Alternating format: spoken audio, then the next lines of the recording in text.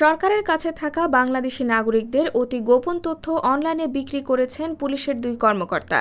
National telecommunication monitoring সেন্টারের NTMC ডাটাবেজে ঢুকে এসব তথ্য নিজেদের দখলে নেন তারা। ওই দুই পুলিশ কর্মকর্তা হলেন অ্যান্টি টেরোরিজম ইউনিটের পুলিশ সুপার ফারহানা ইয়াসমিন এবং র্যাপিড অ্যাকশন ব্যাটালিয়ন ৬-এর সহকারী পুলিশ সুপার তারেক আমান বান্না। আইন শৃঙ্খলা রক্ষাকারী এই দুই ইউনিটের প্রবেশাধিকার বন্ধ করা সহ দায়ীদের বিরুদ্ধে ব্যবস্থা নিতে স্বরাষ্ট্র মন্ত্রণালয়ে চিঠি দিয়েছে এনটিএমসি।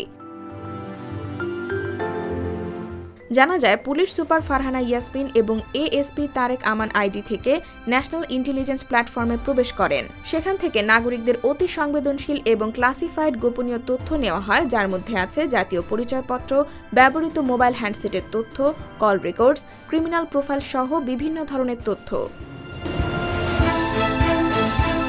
বিষয়টি এনটিএমসির নজরে এলে সংস্থাটির পরিচালক ব্রিগেডিয়ার জেনারেল মোহাম্মদ বাকের স্বরাষ্ট্র মন্ত্রণালয়ের জননিরাপত্তা বিভাগের সিনিয়র সচিব বরাবর একটি চিঠি দেন। গত ২৮ এপ্রিল প্রেরিত ওই চিঠিতে দায়ী পুলিশ কর্মকর্তার বিরুদ্ধে ব্যবস্থা নিতে অনুরোধ জানানো হয়। চিঠিতে উল্লেখ করা হয়, বিগত ২৫ মার্চ থেকে ২৫ এপ্রিলের মধ্যে এসব তথ্য সংগ্রহ করেছেন এসপি ফারহানা এবং এএসপি তারেক। ২৫ এপ্রিল রাত ৯টা থেকে ৯:৩০টার মধ্যে ডাটা ব্রিচের তথ্য জানতে পারে এনটিএমসি। এনটিএমসির একটি সূত্র জানায়, ৪২টি সরকারি সংস্থার প্রায় ৫ শতাধিক কর্মকর্তা এনআইপিতে প্রবেশাধিকার পান। ওই দুই কনস্টেবলকে বরখাস্ত করা হয়েছে বলেও জানিয়েছে এটিইউ।